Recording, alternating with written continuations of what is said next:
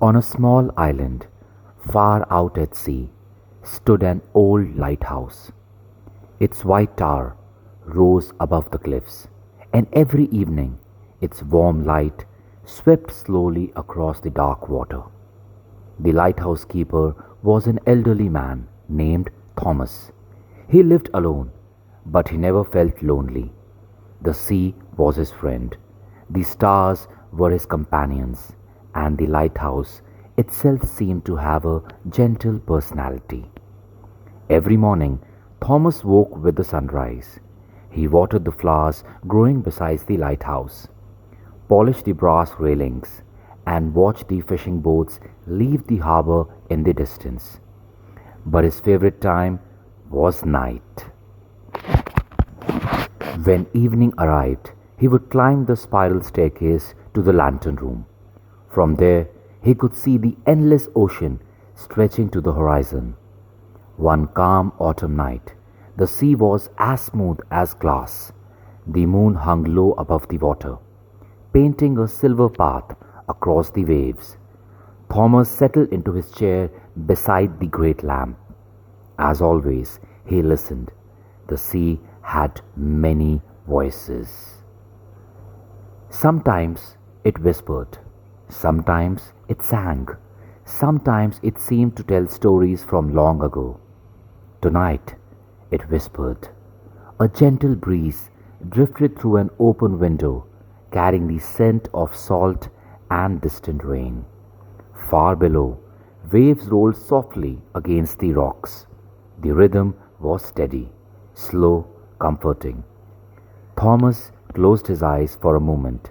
He imagined the boats safely anchored in their harbors. He imagined families gathered around warm fires. He imagined children asleep beneath cozy blankets. The lighthouse beam continued its slow journey around the horizon. Turn, pause, turn, pause, like the steady breathing of a sleeping giant.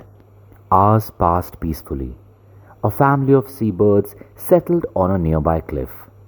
A seal floated lazily in the moonlit water. Even the wind seemed tired. Near midnight, Thomas stepped outside onto the balcony. Above him, thousands of stars filled the sky. They shone quietly, neither competing nor rushing.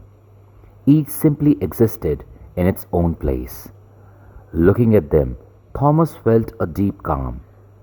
The world was large, yet everything seemed connected.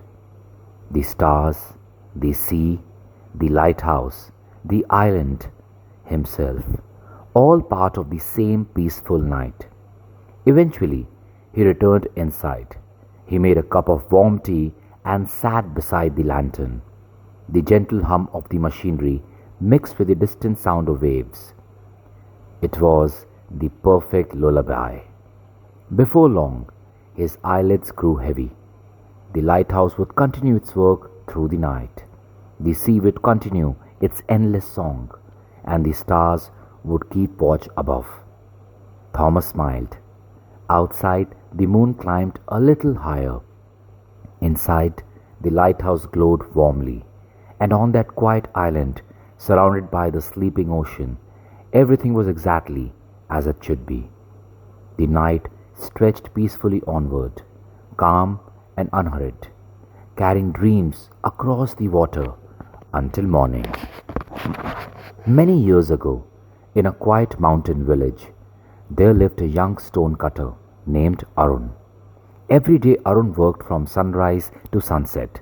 He shaped stones for roads, houses, and temples. The work was hard.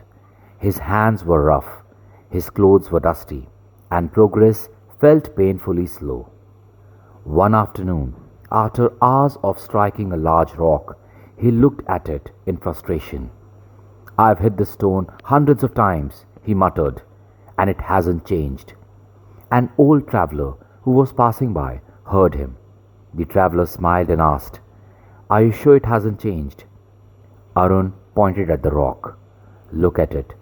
It's exactly the same." The traveler walked closer and examined the stone carefully. Then he said, "You see only the surface, but every strike has weakened it inside." Arun wasn't convinced. The traveler picked up a small pebble. "Have you ever watched water carve a canyon?" he asked. "No. It doesn't happen in a day or a month or even a year. It happens because water never stops flowing." The traveler handed him the pebble. Most people quit when they are one strike away from success. Then he continued on his journey. Arun thought about these words for many days. Every morning he returned to the same rock. Strike, strike, strike. Nothing seemed different, but he kept going. Days later, as the sun was setting, he swung his hammer again. Crack! The enormous stone split cleanly into two pieces. Arun stared in amazement. At first he thought that final strike had broken the rock. Then he remembered the traveler's words. It wasn't the last strike alone. It was every strike, every effort, every early morning. Every moment he wanted to quit but didn't. The final strike simply revealed the work that had been happening all along. Years passed. Arun became the first craftsman in the region. People traveled from distant villages to see the beautiful temples and bridges he built. Whenever young apprentices complained that progress was too slow, Arun would take them to a large stone. Then I would tell them, "Success comes to those who keep on working. Even if the days are hard and long, they don't stop. They only stop when they have reached their goal." Success really arrives not at once. It grows quietly beneath the stone, the rock, while you keep showing up every day. Next time, if you ever feel that you're not getting what you want in life, you're losing, always give hope to yourself, saying that you still have the strength to go for one more day, one more strike. Maybe the rock is about to crack. Maybe the rock is about to break. Just a few more strikes. Don't let the strikes stop. Every morning is a new beginning. Every morning a new strike. Your day is closer than you think. Have a good night. Blessings for you guys always.